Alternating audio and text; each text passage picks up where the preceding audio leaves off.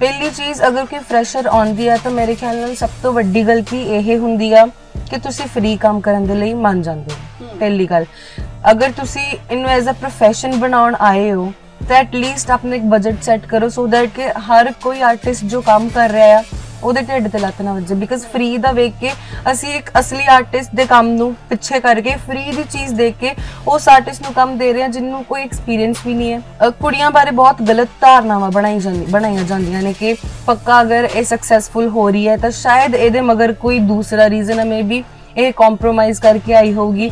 ਇਹ ਚੀਜ਼ਾਂ ਜੋ ਕਿ ਬਹੁਤ ਜ਼ਿਆਦਾ ਸੁਣਨ ਨੂੰ ਮਿਲਦੀਆਂ ਪਈਆਂ ਨੇ ਐਂਡ किते ना किते मन उदों दुखदा है जदों यह चीज़ां साडे घरदियां नूं भी सुनन नूं मिलदियां ने कि भी कुड़ियां दे लई तां इह लाइन सेफ ही नहीं है, मतलब इदां नहीं करना चाहिए, चंगी खासी कोई जॉब कर लो, सड़क उपर जांदी कुड़ी दा भी रेप हो जांदा। सो हाउ कैन यू से कि यही लाइन सिर्फ अनसेफ है।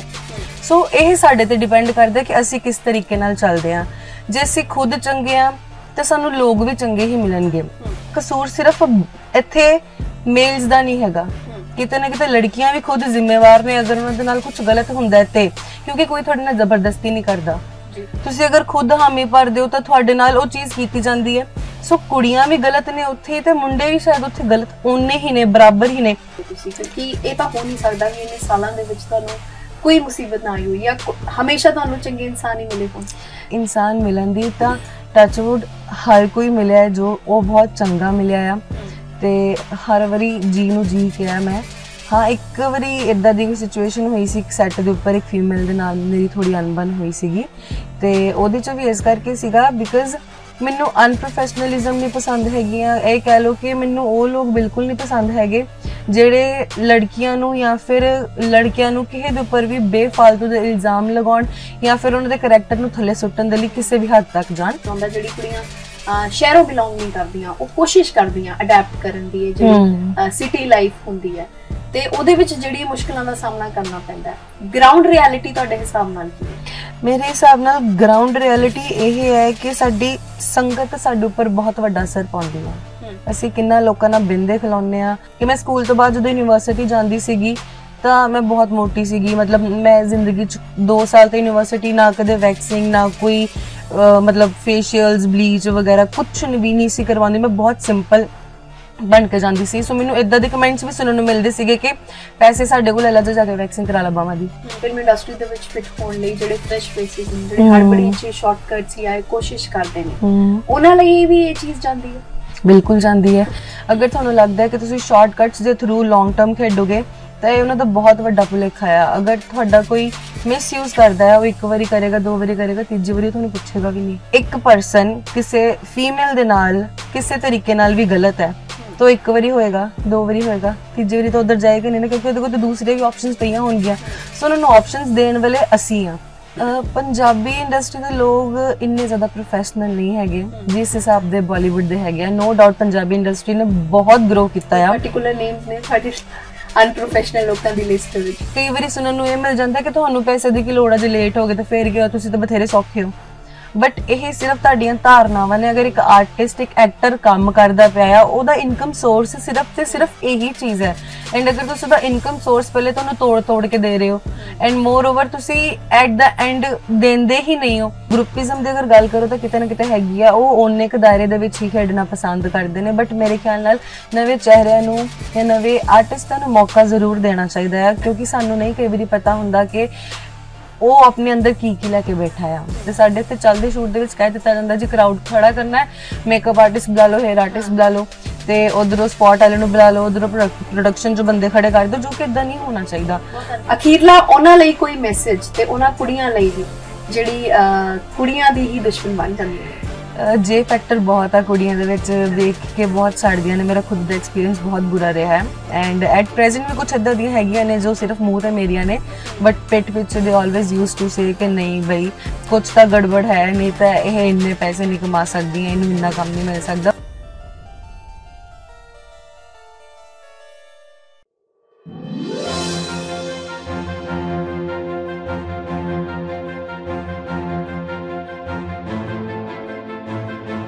सत श्री अकाल जी दर्शकों का स्वागत है। मेरे नाल आज मौजूद ने एक्ट्रेस कम मॉडल कम थिएटर आर्टिस्ट दिवजोत कौर।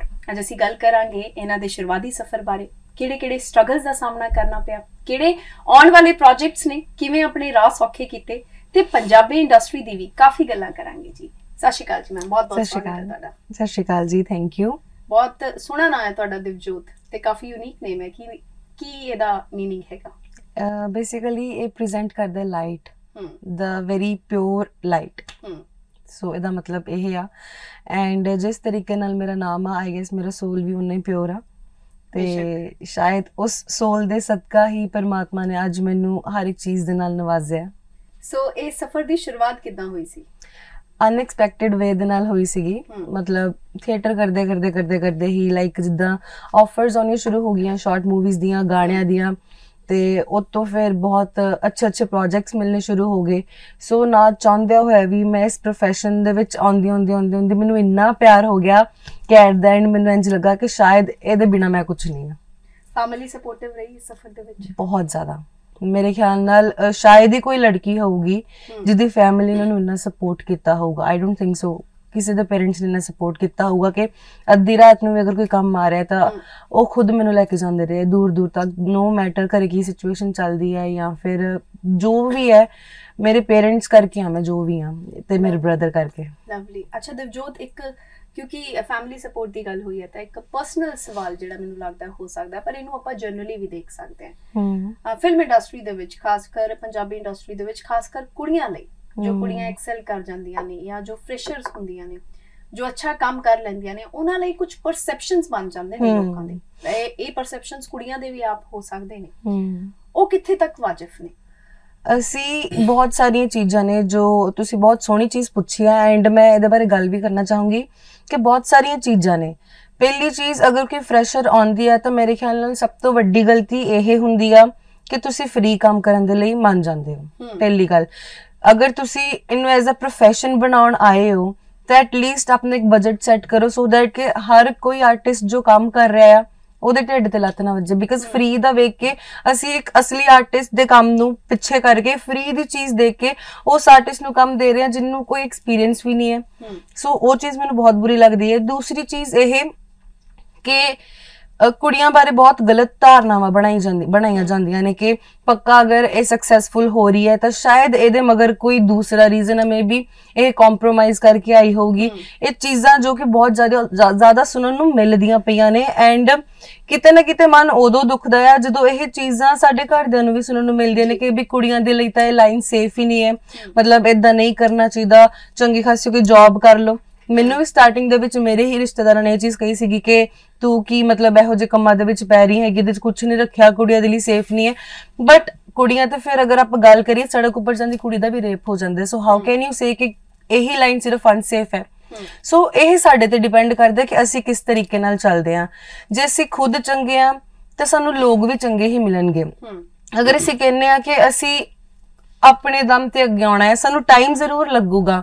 ਮੈਨੂੰ ਖੁਦ ਨੂੰ ਅੱਜ 2016 ਤੋਂ ਮੈਂ ਸਟਾਰਟ ਕੀਤਾ, 2022 ਆ ਗਿਆ, ਟਾਈਮ ਬਹੁਤ ਲੱਗ ਰਿਹਾ ਆ, ਬਟ ਕਿਤੇ ਨਾ ਕਿਤੇ ਮੈਨੂੰ ਪਤਾ ਹੈ ਕਿ ਲੌਂਗ ਟਰਮ ਚੱਲੂਗਾ। ਅਗਰ ਪੁੱਠੇ ਤਰੀਕੇ ਨਾਲ ਅੱਗੇ ਆਉਣਾ ਹੁੰਦਾ, ਬਿਲਕੁਲ, ਅਗਰ ਮੈਂ ਸ਼ਾਰਟਕਟਸ ਹੀ ਲੱਭਣੇ ਹੁੰਦੇ ਤਾਂ ਫਿਰ ਮੈਂ ਪੰਜਾਬ ਵੀ ਕਿਉਂ ਰਹਿੰਦੀ? ਪੰਜਾਬ ਤਾਂ ਫਿਰ ਸੇਫ ਹੈ ਬਾਕੀ ਇੰਡਸਟਰੀਜ਼ ਨਾਲੋਂ। ਸੋ ਕਿਤੇ ਨਾ ਕਿਤੇ ਆਪਣੇ ਉੱਪਰ ਯਕੀਨ ਰੱਖ ਕੇ ਜਦੋਂ ਆਪਾਂ ਚੱਲਦੇ ਆ ਤਾਂ ਉਹ ਸਭ ਤੋਂ ਬੈਸਟ ਚੀਜ਼ ਵੀ ਆ। ਐਂਡ ਕਸੂਰ ਸਿਰਫ ਇੱਥੇ ਮੇਲਸ ਦਾ ਨਹੀਂ ਹੈਗਾ, ਕਿਤੇ ਨਾ ਕਿਤੇ ਲੜਕੀਆਂ ਵੀ ਖੁਦ ਜ਼ਿੰਮੇਵਾਰ ਨੇ ਅਗਰ ਉਹਨਾਂ ਦੇ ਨਾਲ ਕੁਝ ਗਲਤ ਹੁੰਦਾ ਤੇ, ਕਿਉਂਕਿ ਕੋਈ ਤੁਹਾਡੇ ਨਾਲ ਜ਼ਬਰਦਸਤੀ ਨਹੀਂ ਕਰਦਾ। ਤੁਸੀਂ ਅਗਰ ਖੁਦ ਹਾਮੀ ਭਰਦੇ ਹੋ ਤਾਂ ਤੁਹਾਡੇ ਨਾਲ ਉਹ ਚੀਜ਼ ਕੀਤੀ ਜਾਂਦੀ ਹੈ। ਸੋ ਕੁੜੀਆਂ ਵੀ ਗਲਤ ਨੇ ਉੱਥੇ ਤੇ ਮੁੰਡੇ ਵੀ ਸ਼ਾਇਦ ਉੱਥੇ ਗਲਤ ਓਨੇ ਹੀ ਨੇ, ਬਰਾਬਰ ਹੀ ਨੇ। ਬਟ ਅਗਰ ਅਸੀਂ ਖੁਦ ਇੱਕ ਆਪਣੇ ਆਪ ਦੇ ਅੰਦਰ ਇਹ ਚੀਜ਼ ਰੱਖ ਕੇ ਚੱਲੀਏ ਕਿ ਨਹੀਂ ਬਈ ਅਸੀਂ ਇਦਾਂ ਦੀਆਂ ਚੀਜ਼ਾਂ ਨੂੰ ਅਪਣਾਉਣਾ ਹੀ ਨਹੀਂ ਆ, ਤਾਂ ਆਈ ਥਿੰਕ ਕੁੜੀਆਂ ਵਾਸਤੇ ਇਸ ਤੋਂ ਵੱਧ ਸੇਫ ਚੀਜ਼ ਹੋਰ ਕੀ ਹੋਊਗੀ? ਜਿਵੇਂ ਤੁਸੀਂ ਕਿਹਾ ਕਿ 2016 ਤੋਂ ਤੁਸੀਂ ਸ਼ੁਰੂਆਤ ਕੀਤੀ, ਕਾਫੀ ਸਾਲ ਹੋ ਗਏ ਤੇ ਕਾਫੀ ਲੰਬਾ ਸਮਾਂ ਤੁਸੀਂ ਥੀਏਟਰ ਵੀ ਕੀਤਾ, OTT ਸੀਰੀਜ਼ ਵੀ ਕੀਤੀ, ਬਾਲੀਵੁੱਡ ਦੇ ਫਿਲਮ 'ਚ ਵੀ ਤੁਸੀਂ ਕੰਮ ਕੀਤਾ। ਆਪਣੇ ਰਾਹ ਕਿਵੇਂ ਸੌਖੇ ਕੀਤੇ ਤੁਸੀਂ? ਕਿਉਂਕਿ ਇਹ ਤਾਂ ਹੋ ਨਹੀਂ ਸਕਦਾ ਵੀ ਇੰਨੇ ਸਾਲਾਂ ਦੇ ਵਿੱਚ ਤੁਹਾਨੂੰ ਕੋਈ ਮੁਸੀਬਤ ਨਾ ਆਈ ਹੋਈ ਜਾਂ ਹਮੇਸ਼ਾ ਤੁਹਾਨੂੰ ਚੰਗੇ ਇਨਸਾਨ ਹੀ ਮਿਲੇ ਹੋਣ। ਨਹੀਂ, ਅਗਰ ਗੱਲ ਕਰੀਏ ਇਨਸਾਨ ਮਿਲਣ ਦੀ ਤਾਂ ਟੱਚਵੁੱਡ ਹਰ ਕੋਈ ਮਿਲਿਆ ਜੋ ਉਹ ਬਹੁਤ ਚੰਗਾ ਮਿਲਿਆ ਆ, ਤੇ ਹਰ ਵਾਰੀ ਜੀ ਨੂੰ ਜੀ ਕਿਹਾ ਮੈਂ। ਹਾਂ, ਇੱਕ ਵਾਰੀ ਇਦਾਂ ਦੀ ਕੋਈ ਸਿਚੁਏਸ਼ਨ ਹੋਈ ਸੀ, ਇੱਕ ਸੈੱਟ ਦੇ ਉੱਪਰ ਇੱਕ ਫੀਮੇਲ ਦੇ ਨਾਲ ਮੇਰੀ ਥੋੜੀ ਅਣਬਣ ਹੋਈ ਸੀਗੀ, ਤੇ ਉਹਦੇ ਚ ਵੀ ਇਸ ਕਰਕੇ ਸੀਗਾ ਬਿਕਾਜ਼ ਮੈਨੂੰ ਅਨਪ੍ਰੋਫੈਸ਼ਨਲਿਜ਼ਮ ਨਹੀਂ ਪਸੰਦ ਹੈਗੀਆਂ। ਇਹ ਕਹਿ ਲਓ ਕਿ ਮੈਨੂੰ ਉਹ ਲੋਕ ਬਿਲਕੁਲ ਨਹੀਂ ਪਸੰਦ ਹੈਗੇ ਜਿਹੜੇ ਲੜਕੀਆਂ ਨੂੰ ਜਾਂ ਫਿਰ ਲੜਕਿਆਂ ਨੂੰ ਕਿਸੇ ਦੇ ਉੱਪਰ ਵੀ ਬੇਫਾਲਤੂ ਦੇ ਇਲਜ਼ਾਮ ਲਗਾਉਣ ਜਾਂ ਫਿਰ ਉਹਨਾਂ ਦੇ ਕਰੈਕਟਰ ਨੂੰ ਥੱਲੇ ਸੁੱਟਣ ਦੇ ਲਈ ਕਿਸੇ ਵੀ ਹੱਦ ਤੱਕ ਜਾਣ। ਬਟ ਅਦਰਵਾਈਜ਼ ਮੁਸ਼ਕਿਲਾਂ ਬਹੁਤ ਆਈਆਂ ਸੀਗੀਆਂ ਸਟਾਰਟਿੰਗ ਦੇ ਵਿੱਚੋਂ, ਕਿਉਂਕਿ ਸਟਾਰਟਿੰਗ ਦੇ ਵਿੱਚ ਮੈਂ ਇਸ ਲਾਈਨ 'ਚ ਆਉਣਾ ਕਦੇ ਸੋਚਿਆ ਹੀ ਨਹੀਂ ਸੀਗਾ। ਬਟ ਜਿਵੇਂ ਜਿਵੇਂ ਰਾਹ ਬਣਦੇ ਗਏ ਮੁਸ਼ਕਿਲਾਂ ਇਦਾਂ ਆਈਆਂ ਸੀਗੀਆਂ ਕਿ ਸਮਟਾਈਮਸ ਅਸੀਂ ਕੰਮ ਕਰਨ ਦੇ ਹੁੰਦੇ ਆ ਐਂਡ ਇੱਕੋ ਦਮ ਸਾਡੇ ਕੋਲ ਬ੍ਰੇਕ ਆ ਜਾਂਦੀ ਹੈ, ਅਸੀਂ 4-5 ਮਹੀਨੇ ਕੁਝ ਨਹੀਂ ਕਰਦੇ। ਸੋ ਇੱਕ ਬਹੁਤ ਉਹ ਡਿਪਰੈਸਿੰਗ ਜ਼ੋਨ ਹੁੰਦਾ ਆ, ਮੇਰੀ ਲਾਈਫ 'ਚ ਵੀ ਆਇਆ ਸੀਗਾ। ਐਂਡ ਉਸ ਚੀਜ਼ ਨੂੰ ਰਿਕਵਰ ਕਰਨਾ ਕਿਤੇ ਨਾ ਕਿਤੇ ਇੱਕ ਆਰਟਿਸਟ ਦੇ ਲਈ ਸੌਖਾ ਹੁੰਦਾ, ਬਿਕਾਜ਼ ਜਦੋਂ ਅਸੀਂ ਇਸ ਫੀਲਡ 'ਚ ਕੰਮ ਕਰਦੇ ਹਾਂ ਤਾਂ ਸਾਡੀਆਂ ਜ਼ਰੂਰਤਾਂ ਜਿਹੜੀਆਂ ਨੇ ਵੱਧ ਜਾਂਦੀਆਂ ਨੇ। ਬੇਸ਼ੱਕ ਉਹ ਸਾਡੇ ਲਾਈਫ ਸਟਾਈਲ ਨੂੰ ਲੈ ਕੇ ਹੋਣ ਜਾਂ ਸਾਡੇ ਬਾਹਰ ਅੰਦਰ ਜਾਣ ਦੇ ਤਰੀਕੇ ਨੂੰ ਲੈ ਕੇ ਹੋਣ। ਸੋ ਕੰਮ ਨਾ ਆਉਣਾ, ਤੁਹਾਡੀ ਇਨਕਮ ਸੋਰਸ ਬੰਦ ਹੋ ਜਾਣੀ, ਉਹ ਤੁਹਾਡਾ ਦਿਮਾਗ ਡਿਪਰੈਸ ਜ਼ਰੂਰ ਕਰ ਦਿੰਦੀ ਹੈ। ਬਟ ਉੱਥੇ ਮੇਰੀ ਫੈਮਿਲੀ ਨੇ ਮੈਨੂੰ ਬਹੁਤ ਸਪੋਰਟ ਕੀਤਾ, ਬਹੁਤ ਮੋਟੀਵੇਟ ਕੀਤਾ ਕਿ ਨਹੀਂ, ਅਗਰ ਅੱਜ ਡਾਊਨ ਆ ਟਾਈਮ ਤਾਂ ਕੱਲ ਨੂੰ ਉੱਪਰ ਵੀ ਆਊਗਾ। ਸੋ ਇਹ ਚੀਜ਼ ਮੈਂ ਬਿਲੀਵ ਕਰਦੀ ਹਾਂ। ਐਂਡ 2022 ਮੇਰਾ ਸਭ ਤੋਂ ਬੈਸਟ ਸਾਲ ਰਿਹਾ ਆ ਪਿਛਲੇ ਜਿੰਨੇ ਵੀ ਸਾਲਾਂ ਨਾਲੋਂ, ਬਿਕਾਜ਼ ਇਸ ਸਾਲ ਦੇ ਵਿੱਚ ਮੈਂ ਬਹੁਤ ਵਧੀਆ ਪ੍ਰੋਜੈਕਟਸ ਕੀਤੇ ਨੇ, ਜਿਨ੍ਹਾਂ ਚੋਂ ਅੱਲੜ ਵਰੇਜ਼ ਹੈ ਸਟਾਰਿੰਗ ਅਰਮਾਨ ਬੇਦਿਲ ਐਂਡ ਉੱਚੀਆਂ ਉਡਾਰੀਆਂ ਸਟਾਰਿੰਗ ਸਿੰਘਾ, ਤੇ ਉਸ ਦੇ ਨਾਲ ਮੇਰੀ ਸ਼ਾਹੀ ਮਾਜਰਾ ਵੀ ਰਿਲੀਜ਼ ਹੋਈ ਹੈ ਚੌਪਾਲ ਦੇ ਲਈ। And Chandigarh girls web series ਹੈ, ਉਹ ਵੀ ਰਿਲੀਜ਼ ਹੋ ਗਈ ਹੈ। ਸੋ ਕਿਤੇ ਨਾ ਕਿਤੇ ਬਹੁਤ ਮੇਰੇ ਵਾਸਤੇ ਲੱਕੀ ਈਅਰ ਵੀ ਰਿਹਾ ਆ।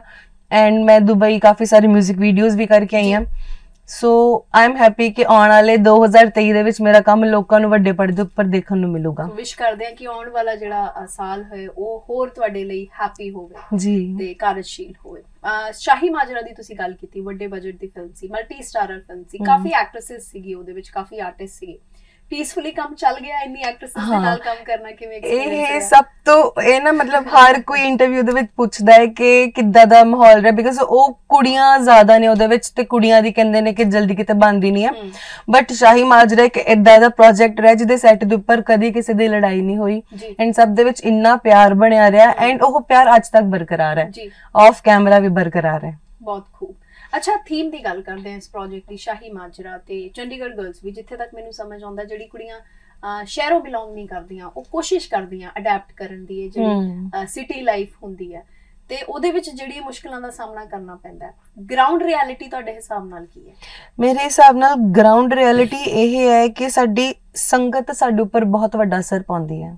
ਅਸੀਂ ਕਿੰਨਾ ਲੋਕਾਂ ਨਾਲ ਬਿੰਦੇ ਖਿਲਾਉਂਦੇ ਆ, ਜਾਂ ਫਿਰ ਕਈ ਵਾਰੀ ਕੀ ਹੁੰਦਾ ਕਿ ਜੇ ਸਪੋਜ਼ ਕਰੋ ਕਿ ਕੋਈ ਲੜਕੀ ਪਿੰਡ ਤੋਂ ਆਈ ਹੈ, ਉਹ ਸ਼ਹਿਰ ਚ ਆਈ ਹੈ, ਉਹ ਸ਼ਹਿਰ ਚ ਆ ਕੇ ਉਹਨੂੰ ਢੰਗ ਤਰੀਕੇ ਨਹੀਂ ਪਤਾ, ਤਾਂ ਕੁਝ ਟਾਈਮ ਤੱਕ ਉਹਦੀਆਂ ਜਿਵੇਂ ਕਾਲਜ ਯੂਨੀਵਰਸਿਟੀਜ਼ ਚ, ਮਤਲਬ ਮੇਰਾ ਖੁਦ ਦਾ ਐਕਸਪੀਰੀਅੰਸ ਇਦਾਂ ਦਾ ਰਿਹਾ ਕਿ ਮੈਂ ਸਕੂਲ ਤੋਂ ਬਾਅਦ ਜਦੋਂ ਯੂਨੀਵਰਸਿਟੀ ਜਾਂਦੀ ਸੀਗੀ ਤਾਂ ਮੈਂ ਬਹੁਤ ਮੋਟੀ ਸੀਗੀ। ਮਤਲਬ ਮੈਂ ਜ਼ਿੰਦਗੀ ਚ 2 ਸਾਲ ਤੇ ਯੂਨੀਵਰਸਿਟੀ ਨਾ ਕਦੇ ਵੈਕਸਿੰਗ ਨਾ ਕੋਈ ਮਤਲਬ ਫੇਸ਼ੀਅਲਸ ਬਲੀਚ ਵਗੈਰਾ ਕੁਝ ਵੀ ਨਹੀਂ ਸੀ ਕਰਵਾਉਂਦੀ, ਮੈਂ ਬਹੁਤ ਸਿੰਪਲ ਬਣ ਕੇ ਜਾਂਦੀ ਸੀ। ਸੋ ਮੈਨੂੰ ਇਦਾਂ ਦੇ ਕਮੈਂਟਸ ਵੀ ਸੁਣਨ ਨੂੰ ਮਿਲਦੇ ਸੀਗੇ ਕਿ ਪੈਸੇ ਸਾਡੇ ਕੋਲ ਲੈ ਲਾ, ਜਾ ਕੇ ਵੈਕਸਿੰਗ ਕਰਾ ਲਾ ਬਾਵਾਂ ਦੀ। ਬਟ ਕਿਤੇ ਨਾ ਕਿਤੇ ਮਾਈ ਮਮ ਵਾਸ ਲਾਈਕ ਕਿ ਹਰ ਇੱਕ ਚੀਜ਼ ਦਾ ਇੱਕ ਸਹੀ ਟਾਈਮ ਹੁੰਦਾ ਆ। ਸੋ ਉਹ ਜਦੋਂ ਇਦਾਂ ਦੀਆਂ ਗੱਲਾਂ ਸੁਣਨ ਨੂੰ ਮਿਲਦੀਆਂ ਨੇ ਤਾਂ ਮੇਰੇ ਖਿਆਲ ਨਾਲ ਆਪਣੇ ਆਪ ਨੂੰ ਢਾਲਣ ਦੇ ਚੱਕਰ ਵਿੱਚ ਕੁਝ ਕੁੜੀਆਂ ਗਲਤ ਰਾਹ ਵੱਲ ਨਿਕਲ ਵੀ ਜਾਂਦੀਆਂ ਨੇ, ਕੁਝ ਉਹਨਾਂ ਦੀ ਸੰਗਤ ਉਹੋ ਜਿਹੀ ਹੁੰਦੀ ਆ ਐਂਡ ਕੁਝ ਇਦਾਂ ਦੀਆਂ ਵੀ ਹੁੰਦੀਆਂ ਨੇ ਕਿ ਜਿਨ੍ਹਾਂ ਨੂੰ ਲੱਗਦਾ ਹੈ ਕਿ ਸ਼ਾਇਦ ਸ਼ਹਿਰ ਦੇ ਵਿੱਚ ਆ ਕੇ ਜਾਂ ਚੰਡੀਗੜ੍ਹ ਵਰਗੀ ਵੱਡੀ ਥਾਂ ਦੇ ਉੱਪਰ ਆ ਕੇ ਅਗਰ ਉਹ ਇਦਾਂ ਦੀਆਂ ਚੀਜ਼ਾਂ ਨੂੰ ਅਡੈਪਟ ਨਹੀਂ ਕਰਨਗੇ ਜੋ ਇੱਥੇ ਚੱਲਦੀਆਂ ਨੇ, ਤਾਂ ਸ਼ਾਇਦ ਉਹਨਾਂ ਦੀ ਵੈਲਿਊ ਜਿਹੜੀ ਆ ਲੋਕਾਂ 'ਚ ਘਟ ਜਾਊਗੀ ਜਾਂ ਉਹਨਾਂ ਨੂੰ ਐਡਵਾਂਸ ਨਹੀਂ ਸਮਝਿਆ ਜਾਊਗਾ। ਸੋ ਇਹ ਚੀਜ਼ਾਂ ਕਰਕੇ ਕਿਤੇ ਨਾ ਕਿਤੇ ਫਰਕ ਆਉਂਦਾ ਆ।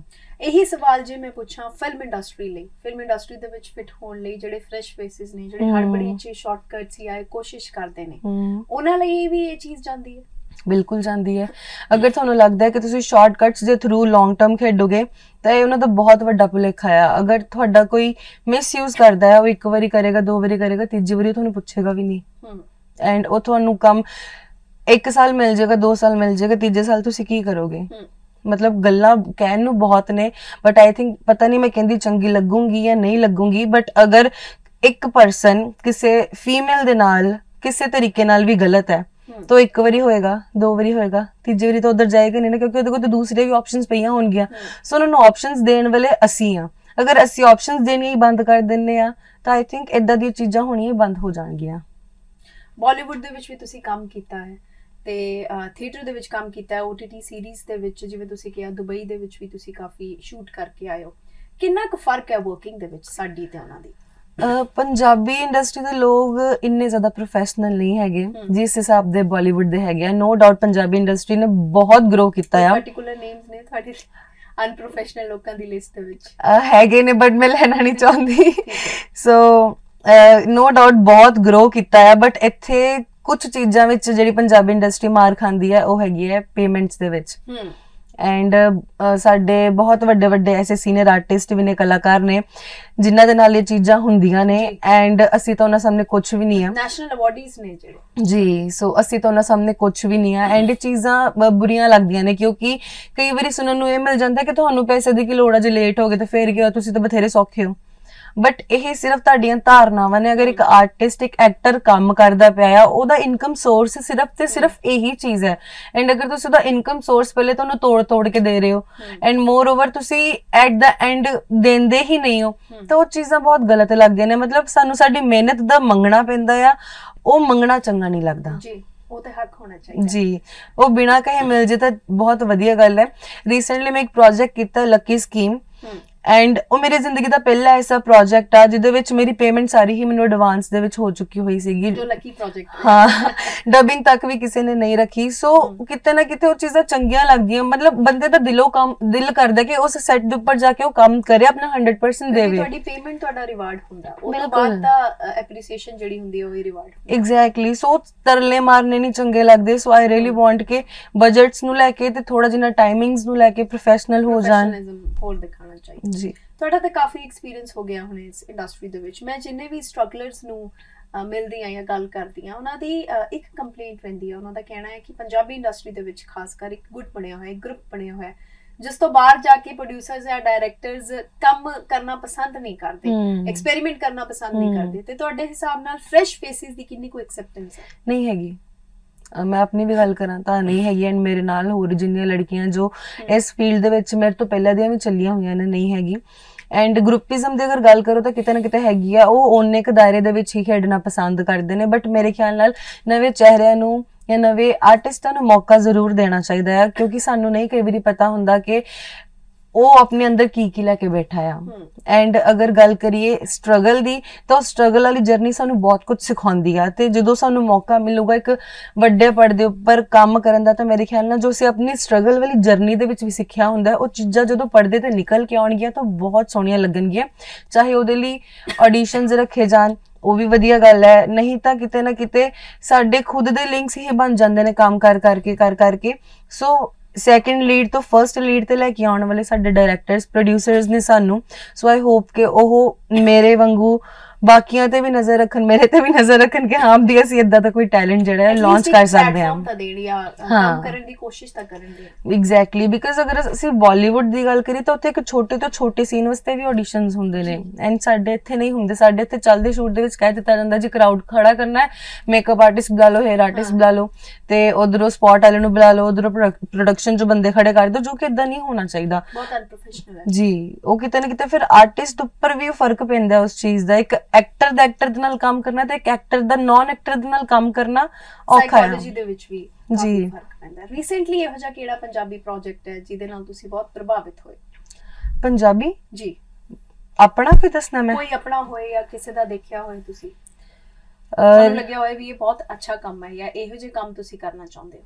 ਅਗਰ ਮੈਂ ਪੰਜਾਬੀ ਨੂੰ ਛੱਡ ਕੇ ਬਾਲੀਵੁੱਡ ਦੀ ਗੱਲ ਕਰਾਂ ਤਾਂ ਗੰਗੂਬਾਈ, ਜਿਹਦੇ ਚ ਆਲੀਆ ਭੱਟ ਮੈਮ ਨੇ ਬਹੁਤ ਸੋਹਣਾ ਪਰਫਾਰਮ ਕੀਤਾ ਐਂਡ ਮੈਂ ਖੁਦ ਚਾਹੂੰਗੀ ਕਿ ਮੈਨੂੰ ਮੌਕਾ ਮਿਲੇ ਕਿ ਮੈਂ ਵੀ ਕੁਝ ਹਟ ਕੇ ਪਰਫਾਰਮ ਕਰ ਸਕਾਂ। ਸੋ ਉਹਦੇ ਤੋਂ ਮੈਂ ਬਹੁਤ ਪ੍ਰਭਾਵਿਤ ਹੋਈ, ਉਹਨਾਂ ਦੇ ਕੰਮ ਤੋਂ ਐਂਡ ਉਸ ਕਨਸੈਪਟ ਤੋਂ। ਸ਼ਾਹੀ ਮਾਜਰਾ ਨੇ ਇੱਕ ਤਰੀਕੇ ਦਾ ਡਾਰਕ ਸਿਨੇਮਾ ਪੋਰਟਰੇ ਕੀਤਾ, ਖਾਸ ਕਰ ਕੁੜੀਆਂ ਨੂੰ ਲੈ ਕੇ। ਪੰਜਾਬੀ ਇੰਡਸਟਰੀ ਦੇ ਵਿੱਚ ਸਭ ਤੋਂ ਪਹਿਲਾਂ ਤਾਂ ਜਿਹੜੀ ਵੂਮਨ ਓਰੀਐਂਟਡ ਫਿਲਮਾਂ ਨੇ ਉਹ ਹੀ ਬਹੁਤ ਘੱਟ ਨੇ, ਉਹ ਤੋਂ ਡਾਰਕ ਸਿਨੇਮਾ, ਉਹ ਤੋਂ ਕੁੜੀਆਂ ਨੂੰ ਲੈ ਕੇ। ਕੀ ਲੱਗਦਾ ਹੈ ਵੀ ਇੰਨੀ ਮਿਹਨਤ ਲੱਗਦੀ ਹੈ ਕਿਸੇ ਪ੍ਰੋਜੈਕਟ ਨੂੰ ਬਣਾਉਣ, ਆਡੀਅנס ਐਕਸੈਪਟੇਬਲ ਹੈਗੀ ਹੈ? ਆਡੀਅנס ਤਾਂ ਹੈਗੀ ਹੈ, ਬਟ ਕਿਤੇ ਨਾ ਕਿਤੇ ਮੇਰੇ ਖਿਆਲ ਨਾਲ ਚੀਜ਼ਾਂ ਉਦੋਂ ਮਾਰ ਖਾਂਦੀਆਂ ਨੇ ਜਦੋਂ ਆਡੀਅנס ਆਪਣੀ ਜੇਬ ਦੇ ਵਿੱਚੋਂ ਪੈਸੇ ਕੱਢ ਕੇ ਉਹ ਸਬਸਕ੍ਰਿਪਸ਼ਨਸ ਨਾ ਲੈ ਕੇ ਤੇ ਉਸ ਪ੍ਰੋਜੈਕਟ ਨੂੰ ਨਹੀਂ ਦੇਖਦੇ। ਅਸੀਂ ਬੜੀ ਮਿਹਨਤ ਦੇ ਨਾਲ ਉਹ ਚੀਜ਼ ਬਣਾਉਂਦੇ ਆ ਐਂਡ ਲਿਟਰਲੀ ਜੋ ਬਿਹਾਈਂਡ ਦਾ ਕੈਮਰਾ ਸੀਨਸ ਨੇ ਜਾਂ ਜੋ ਵੀ ਸਿਨੈਰੀਓ ਹੁੰਦਾ ਇੱਕ ਆਰਟਿਸਟ ਨੂੰ ਪਤਾ ਹੁੰਦਾ ਜਾਂ ਸੈਟ ਉੱਪਰ ਜਿਹੜਾ ਵੀ ABCD ਸ਼ਖਸ ਮੌਜੂਦ ਹੁੰਦਾ ਉਹਨੂੰ ਪਤਾ ਹੁੰਦਾ। ਸੋ ਮੈਂ ਸਿਰਫ ਇੰਨੀ ਗੱਲ ਕਹੂੰਗੀ ਕਿ ਐਟਲੀਸਟ ਸਾਡੇ ਕੰਮ ਨੂੰ ਜਦੋਂ ਅਸੀਂ ਪ੍ਰਮੋਟ ਕਰਦੇ ਹਾਂ ਲੋਕਾਂ ਤੱਕ ਇਹ ਚੀਜ਼ਾਂ ਪਹੁੰਚਦੀਆਂ ਨੇ। ਸੋ ਆਈ ਜਸਟ ਰਿਕੁਐਸਟ ਕਿ ਉਹ ਇੱਕ ਵਾਰੀ ਟਾਈਮ ਕੱਢ ਕੇ ਉਸ ਚੀਜ਼ ਨੂੰ ਦੇਖ ਕੇ ਤੇ ਸਾਨੂੰ ਇਹ ਦੱਸ ਦਿਆ ਕਰਨ ਕਿ ਚੰਗਾ ਲੱਗਿਆ ਨਹੀਂ ਲੱਗਾ। ਜੋ ਚੰਗਾ ਲੱਗਾ ਹੈ ਵੈਲ ਐਂਡ ਗੁੱਡ, ਜੋ ਨਹੀਂ ਚੰਗਾ ਲੱਗਾ ਉਸੇ ਸੁਧਾਰਾਂਗੇ ਐਜ਼ ਐਨ ਆਰਟਿਸਟ। ਤੁਸੀਂ ਕੰਮ ਦੇਖੋ ਤਾਂ ਸਹੀ ਜੀ। ਅੱਛਾ, ਜਿਵੇਂ ਤੁਸੀਂ ਕਿਹਾ ਕਿ ਕਾਫੀ ਵਕਤ ਲੱਗਿਆ ਤੁਹਾਨੂੰ ਤੇ ਤੁਸੀਂ ਹੌਲੀ ਹੌਲੀ ਕੰਮ ਕਰਕੇ ਮਿਹਨਤ ਨਾਲ ਕੰਮ ਕਰਕੇ ਤੁਹਾਨੂੰ ਮਨਜ਼ੂਰ ਹੈਗਾ ਵੀ ਤੁਸੀਂ ਉੱਥੇ ਤੱਕ ਜਾਓ ਜਿੱਥੇ ਤੱਕ ਤੁਸੀਂ ਜਾਣਾ ਚਾਹੁੰਦੇ ਹੋ। ਕੋਈ ਟਾਈਮਲਾਈਨ ਤੁਸੀਂ ਡਿਸਾਈਡ ਕੀਤੀ ਹੈ ਵੀ ਇਸ ਸਾਲ ਤੱਕ ਇਹ ਅਕੰਪਲਿਸ਼ਮੈਂਟ ਮੇਰੀ ਹੋਣੀ ਚਾਹੀਦੀ ਹੈ, ਨਹੀਂ ਤਾਂ ਕੋਈ ਪਲਾਨ ਬੀ? ਪਲਾਨ ਬੀ ਤਾਂ ਹੈਗਾ ਆ ਬਟ ਉਹ ਪਲਾਨ ਬੀ ਐਸ ਸੱਚ ਮੈਂ ਚਾਹੁੰਦੀ ਨਹੀਂ ਆ ਕਿ ਕਦੇ ਮੈਨੂੰ ਕਰਨਾ ਪਵੇ। 2023 ਵਿੱਚ ਮੇਰੀਆਂ ਬਹੁਤ ਸਾਰੀਆਂ ਉਮੀਦਾਂ ਨੇ, ਬਹੁਤ ਸਾਰੀਆਂ ਐਕਸਪੈਕਟੇਸ਼ਨਸ ਨੇ ਆਪਣੇ ਪ੍ਰੋਜੈਕਟਸ ਨੂੰ ਲੈ ਕੇ ਐਂਡ ਇਨਸ਼ਾਅੱਲਾ ਆਈ ਥਿੰਕ ਉਹ ਪੂਰੀਆਂ ਵੀ ਹੋਣਗੀਆਂ ਬਿਕਾਜ਼ ਇੰਨਾ ਕੁ ਮੈਨੂੰ ਆਪਣੇ ਆਪ ਉੱਪਰ ਕੌਨਫੀਡੈਂਸ ਹੈ ਜਾਂ ਕਹਿ ਲਓ ਕਿ ਜਿਹੜੇ ਕੰਮ ਰਿਲੀਜ਼ ਹੋਣੇ ਉਹਨਾਂ ਦੇ ਉੱਪਰ ਕੌਨਫੀਡੈਂਸ ਹੈਗਾ ਆ।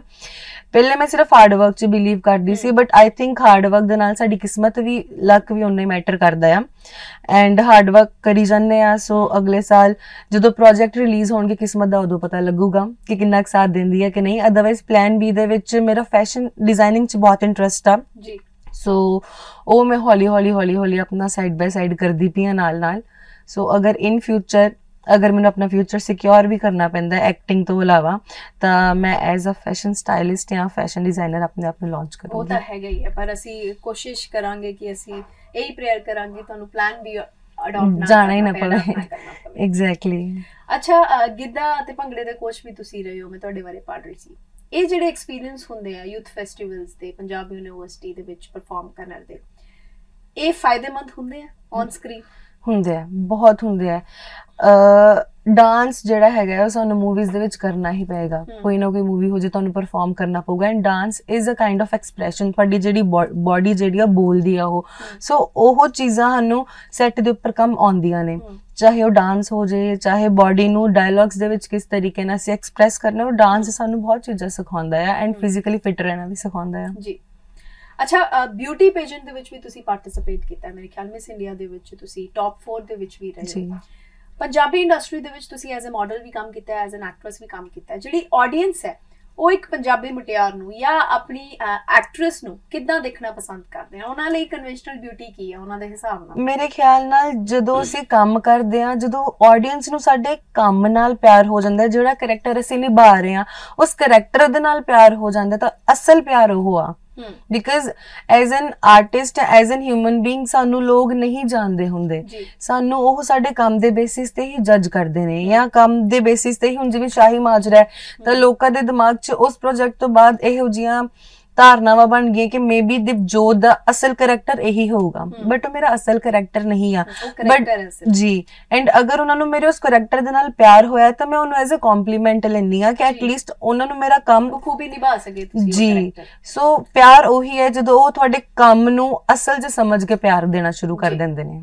ਪਿਆਰ ਤਾਂ ਜ਼ਰੂਰ ਮਿਲਦਾ ਹੈ ਜੀ। ਇੱਕ ਹੋਰ ਧੜਾ ਵੀ ਹੁੰਦਾ ਹੈ ਆਡੀਅנס ਦੇ ਵਿੱਚ ਜਿਹੜਾ ਤੁਹਾਨੂੰ ਕਨਸਟੈਂਟਲੀ ਖਿੱਚਣ ਦੀ ਕੋਸ਼ਿਸ਼ ਕਰਦਾ ਹੈ। ਅਖੀਰਲਾ ਉਹਨਾਂ ਲਈ ਕੋਈ ਮੈਸੇਜ ਤੇ ਉਹਨਾਂ ਕੁੜੀਆਂ ਲਈ ਵੀ ਜਿਹੜੀ ਕੁੜੀਆਂ ਦੀ ਹੀ ਦੁਸ਼ਮਣ ਬਣ ਜਾਂਦੀਆਂ ਨੇ? ਜੇ ਫੈਕਟਰ ਬਹੁਤ ਆ ਕੁੜੀਆਂ ਦੇ ਵਿੱਚ, ਵੇਖ ਕੇ ਬਹੁਤ ਸੜਦੀਆਂ ਨੇ। ਮੇਰਾ ਖੁਦ ਦਾ ਐਕਸਪੀਰੀਅੰਸ ਬਹੁਤ ਬੁਰਾ ਰਿਹਾ ਹੈ ਐਂਡ ਐਟ ਪ੍ਰੈਜ਼ੈਂਟ ਵੀ ਕੁਝ ਏਦਾਂ ਦੀਆਂ ਹੈਗੀਆਂ ਨੇ ਜੋ ਸਿਰਫ ਮੂੰਹ ਤੇ ਮੇਰੀਆਂ ਨੇ ਬਟ ਪਿੱਠ ਪਿੱਛੇ ਦੇ ਆਲਵੇਜ਼ ਯੂਜ਼ਡ ਟੂ ਸੇ ਕਿ ਨਹੀਂ ਬਈ ਕੁਝ ਤਾਂ ਗੜਬੜ ਹੈ, ਨਹੀਂ ਤਾਂ ਇਹ ਇੰਨੇ ਪੈਸੇ ਨਹੀਂ ਕਮਾ ਸਕਦੀ, ਇਹਨੂੰ ਇੰਨਾ ਕੰਮ ਨਹੀਂ ਮਿਲ ਸਕਦਾ। ਬਟ ਉਹ ਜਰਨੀ ਜਾਂ ਸਟਰਗਲ ਫੇਸ ਕੋਈ ਦੇਖਣਾ ਨਹੀਂ ਚਾਹੁੰਦਾ।